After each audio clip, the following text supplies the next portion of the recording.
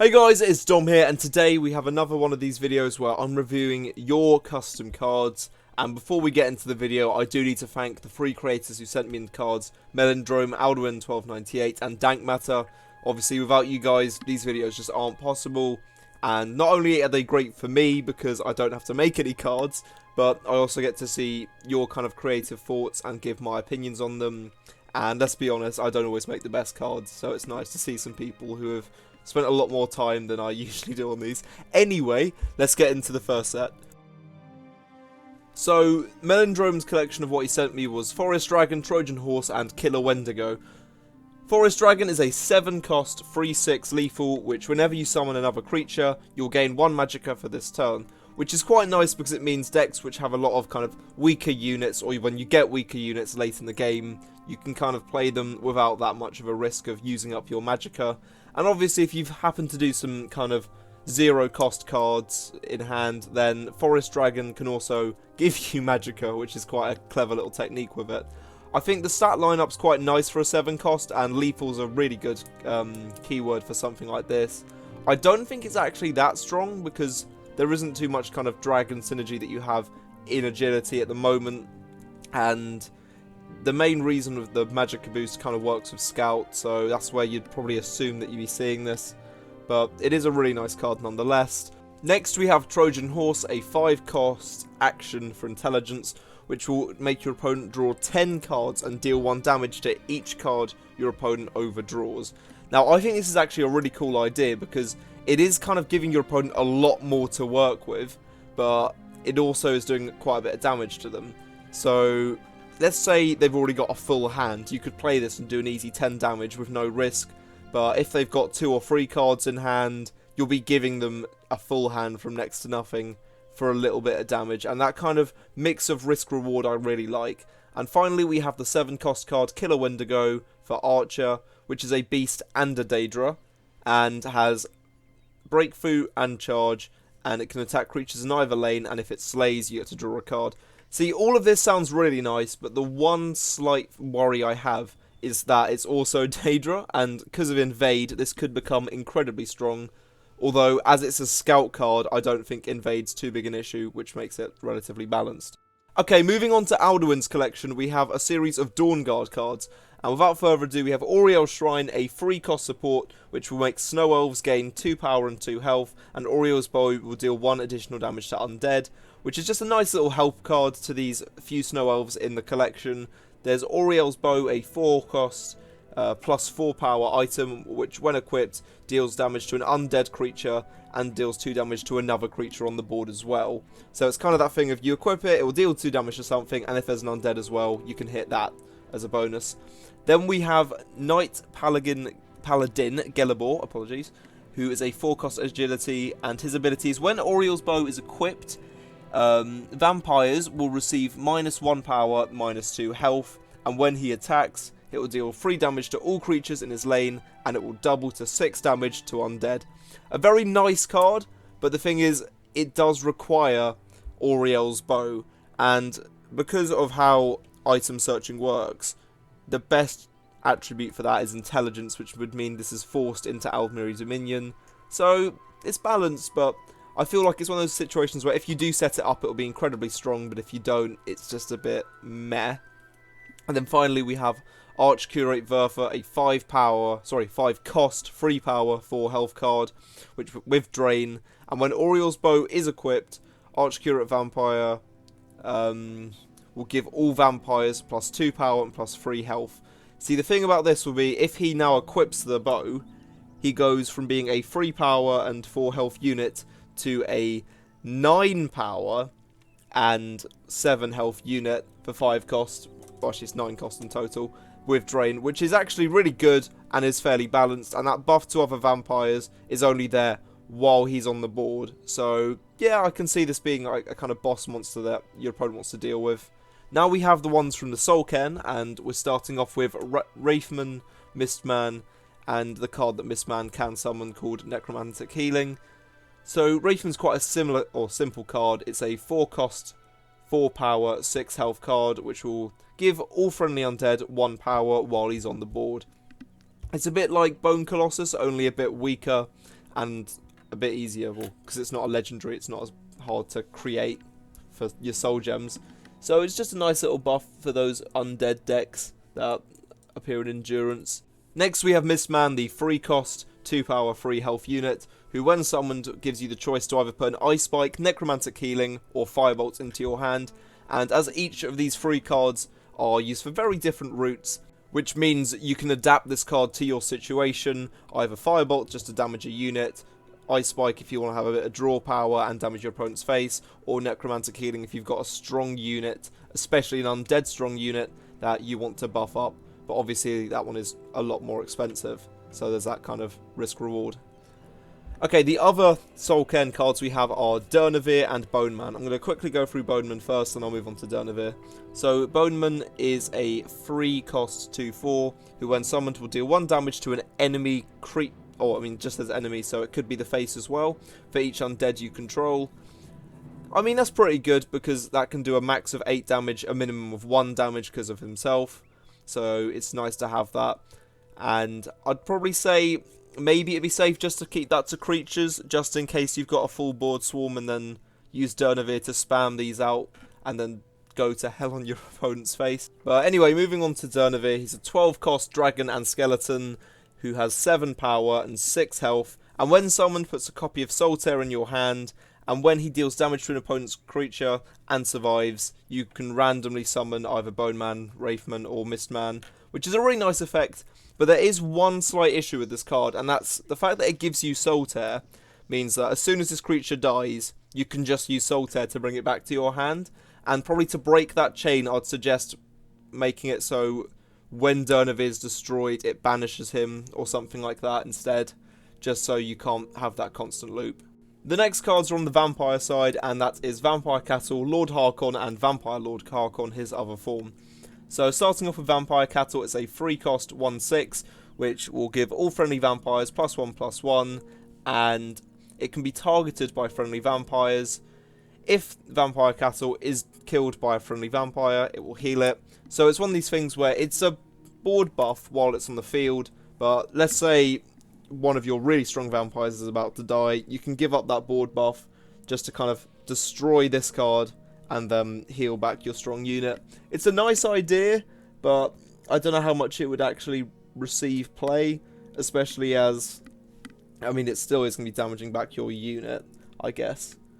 Anyway, we'll move on to Lord Harkon, a 7-cost 5/6 with Drain, and when he slays a creature, he gains a beast counter, and when he gains 6 beast counters, he'll transform into Vampire Lord Harkon, who when he slays will deal 2 damage to every creature in the lane, and if any of the creatures if any creatures damaged are not undead, double the damage dealt. So this is quite a nice idea, but I don't think 6 beast counters is that necessary. It could probably be maybe like if he kills 2 creatures or something, because then Brotherhood Sanctuary would mean that if you have one of them down, it can instantly pop it. But if you have none down, you still actually have to kind of work a bit to get it. Although, the thing is, he's a 7-cost 5/6 unique legendary, so you probably could just have Vampire Lord Harkon as the only one that's needed. So, moving on to Dawnguard, we have Dawnguard Recruit, a 2/2/2, who will gain 1 extra health while a friendly Dawnguard is on the board. To be honest, I feel like a card like this, it could have like a slightly higher base stat of like, say, 3 power, 2 health, and it could be +1 health for every Dawnguard creature on the board. And like when one other creature is destroyed, his health drops by 1 or something like that. Just because at the moment it does seem a bit tame. And oh yeah, with these cards, they've got pluses because their second type is Dawnguard. Next we have Isran, a 5-cost 4 power 6 health, who when summoned will place a copy of Stendar's Aura in your hand, and he'll deal an additional 2 damage to undead. So Stendar's Aura is a 5-cost action, which will mean for your turn and your opponent's next turn, enemy undead will take an additional 2 damage. Cards like this are really nice, but the one issue is it's kind of situational, and against certain decks will just completely waste. So you could probably make Isran like a 5/6 or a 4/7, or at least a bit kind of stronger in power or health. Right, for the last few cards I'm reviewing of Alduins, we have Kusif, Skalong, Shellbug and Armoured Troll. We've got the 2 dogs from each faction. We'll start with Kusith, and that's a 5 cost 4/7, and when he damages a creature he also shackles it. That's just a nice little passive effect to kind of hold back units that somehow, or that do survive his attacks, and would mean that he can trade into something much bigger and stop it from hitting you next turn. So quite a nice defensive option, and his second type is Vampire. Then we move on to the goodest boy, Skalong, Skiolang, I don't know how you meant to actually say his name, the cute husky. And when he attacks, it gains +1/+1 for every undead in the lane until the end of your opponent's next turn.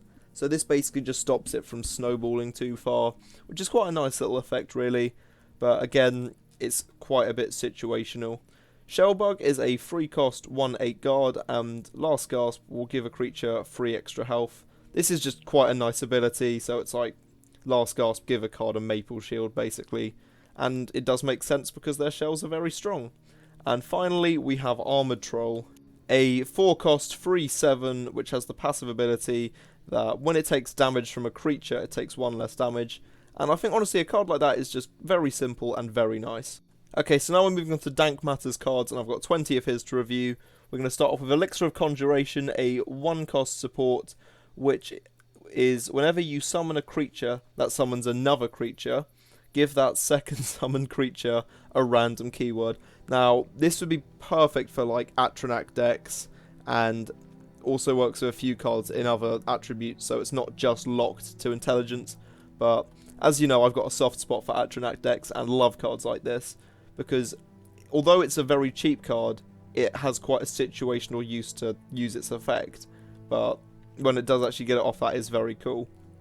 Then we have Imperial Enchanter, a 3 cost 3/2 with Prophecy, and when he's destroyed, will give an item in your hand a random keyword. Again, it's just another really nice card, especially for Daggerfall Covenant decks, because it means the items that they're playing are going to be a bit more useful and could actually really help out in certain situations. And we also have Eleanor Alchemist, a 3 cost 3/1, who when summoned will allow you to choose an elixir from your deck of your choice, which is really nice and kind of gives a bit of support towards elixir cards, and has the plot ability to also heal a creature. So if you play it second or however many cards after the first on a turn, will also give you that secondary function, which is also just quite a nice little second ability. Okay, so the next 3 cards that we have are Elven Contriver, Thrall of Atmora, and Willa the Wisp. So Elven Contriver is a 2 cost 3/1 who when summoned will summon a target in a lane on your side of the field, and every time that you damage your opponent in that turn, this target will gain +1/+1. So this is actually a really nice idea of a card, because even if you do just drop it without empowering at all, you're going to get a guard in one lane, although it is going to be very weak. But if you've actually been able to punish your opponent's face a bit that turn, then you're going to be able to summon quite a strong guard for quite a cheap cost as well, which does mean that maybe if you've got an aggro deck, cards could be like, oh no, this should probably be a 3 cost, but I think it works as a 2 cost. Next we have Thrall of Atmora, a 6 cost 7/5, who when summoned you choose a keyword and enemy creatures cannot use that chosen keyword, which I just think is really excellent and allows you to kind of analyse the games that you're playing and go, I can see my opponent's playing an aggro deck, I'm just going to cut off charge. And obviously they can't use it while this card's on the board, so it means that they need to focus that one to try and stop you from banning keywords. And then we also have Willa the Wisp here, a 5 cost 3/9 with Ward, and this card is immune to damage from creatures but takes double damage from actions. Now I do like the idea of this card, but I feel like maybe it should be a 3/8 just so things like Lightning Bolt can deal with it, as if you're having to use a lot of removal to get rid of something like this, it's a big hassle. Although I think as well with Ward, yes it's immune to damage, but creatures can destroy the ward anyway, so you'd have a creature destroy the ward, then you can like use your Lightning Bolt to destroy it or something like that. Okay, so we now have Cautious Ashlander, the 2 cost 3/3 with Plot, battle a creature. It's a really simple card, but it's also really nice and fits with Plot Hlalu and could work in a few other decks as a nice removal card. We also have Ashlander Plotter, the 5 cost 4/7 with Plot, and this card will draw a random card from your opponent's deck. The reason why I like a card like this is it's a bit random, but it could also accidentally take quite an important card to your opponent's game plan, which is obviously something which is really nice, but because you have no choice over it, it's not telling you too much. And by telling you too much, I mean it's not giving you the full look of their deck and being like, oh, that's what they're running. Instead, it's giving you one card and you think, oh, this is an invade card, they're running invade, or this is a very strong removal card, I'm assuming they're going to be running a big control deck. And finally, we have the anti-invade card, Knight of Stendar, a 7-cost 4/6 with guard, and when he's summoned, he'll deal -2, -3 to all Daedra and Oblivion Gates, and for every time you've hit face that turn, it will take off an additional 2 health.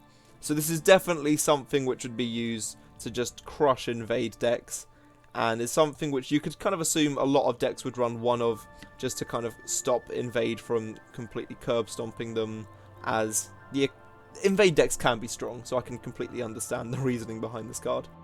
Next we have some neutral support, starting with Dark Elf Tinkerer, who, when summoned, will shuffle 3 Dwarven Centurions into your deck with summon, draw a card.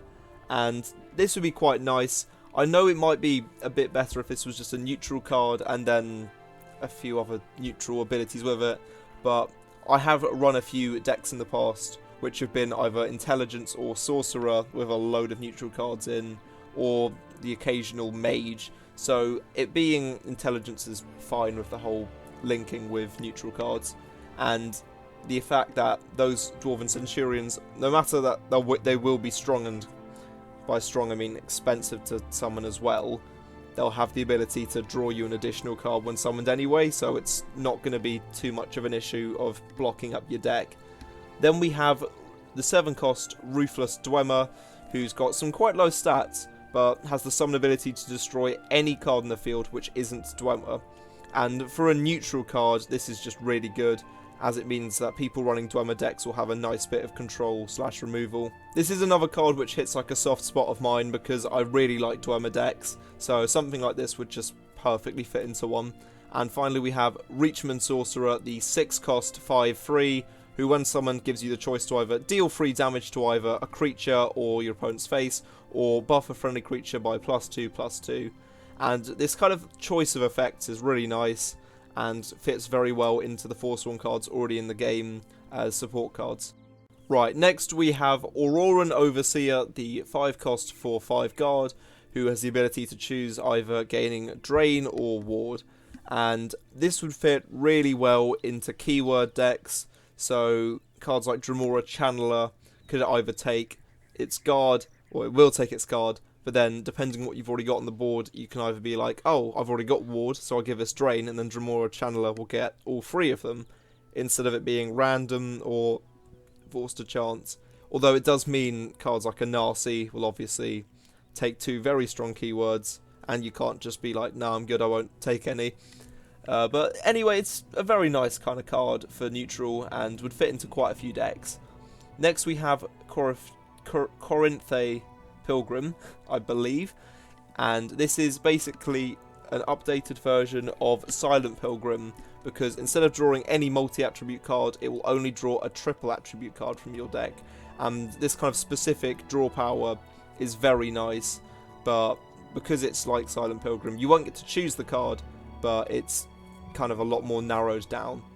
And finally we have Khajiit Warlord, who would definitely help in Khajiit Pilfer decks, because not only has he got his own Pilfer effect, but when summoned he can banish a creature with less power than him on your opponent's side of the field, I'm assuming, and while he's on the board, your opponent can't silence or shackle Khajiit, which means that it's a lot easier for them to get off their Pilfer abilities. Only issue I can see with this card is it is quite hard for a Khajiit Pilfer deck to get to those late rounds without completely just winning anyway. Okay, so next we have Morku Scout, which is a Wax Wayne Orc, which is pretty cool, and depending on what it gets, so Wax is, if it's placed in the right lane, it will gain 2 power and rally, and if it's played in the left lane, it gains 2 extra health and regenerate, which is really nice because it means that depending on what your opponent's got, you can kind of plan around a kind of more offensive or defensive strategy, and it also has this additional effect if you use Wayne instead, and that's a random creature in your deck gains charge and breakthrough, which is kind of this thing of, do you either go with the safe option on a wax turn and give this card a lot more strength and a keyword, or do you take the riskier Wane option and give something in your deck 2 very useful keywords, but this could hit something quite worthless with it, or it could hit something which has already got 1 or 2 of those keywords and basically not be too useful.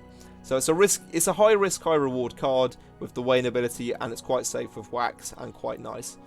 Next we have Demoralize, which is a 6-cost legendary endurance action which does drain and deals 4 damage. The damaged creature is shackled. So this is something which is like a much stronger lightning bolt for endurance, but is legendary. So I can see it being quite nice. I'd maybe say that it should be unique legendary, just because it's not really the kind of thing that endurance should be able to get free copies of. But it is quite nice that it does fit into a kind of vampiric theme. And we also have the 20-cost action Incinerate, which is intelligence and costs 2 less for each Atronach in your discard pile. You get to choose 2 creatures and they both take 4 damage, and then will take 2 damage at the end of the next 3 turns. So it's basically just a way of slowly cutting down through some units on your opponent's side of the field without quick instant removal, which is fair because that's not really what intelligence does. And the last 2 cards I'm going to be showing you today are 2 Isle of Madness support cards. First of all, we have the Encampment of the Mad, a 6-cost support, which is your Isle of Madness cards will cost 1 less, and whenever you play an Isle of Madness card, you get to draw an additional card. And this is quite nice, especially as Isle of Madness has some dual cards in it as well, meaning that obviously if one of them's a very cheap additional dual card, you can play 2 cards at once and get to draw 2 cards. And because there aren't too many in the game, this isn't going to lead into ridiculous draw power, which is very nice to see. And finally, we have quite a nice boss creature called Dios, who is a 12-cost 6/6, who when summoned will place a Knight of Order in each lane, which will then silence everything. And because they're endurance, it could also work quite well with Unite the Houses decks if you can get round to summoning this card. And Dios is immune to damage, silence, lethal, shackle, and cannot be targeted by actions, but when those 2 Knights of Order die, he is no longer immune to damage, so he can be hit directly. I do like this kind of way of you have to kind of beat his minions off first to get to him, but I feel like maybe it's when those 2 Knights of Order die, he should also be weak to, I don't know, either lethal or actions. But anyway, those are all the cards that I have today. If you have enjoyed this, please like and subscribe, and feel free to give any feedback to the creators in the comments. Try to keep it positive because, you know, they've sent cards in and they don't have to, and I really appreciate every single card that they've sent me. And if you do want to see more of these reviewing custom cards videos, let me know. I'm always willing to make them, and I hope you guys have a nice day and just enjoy whatever you do with the rest of it.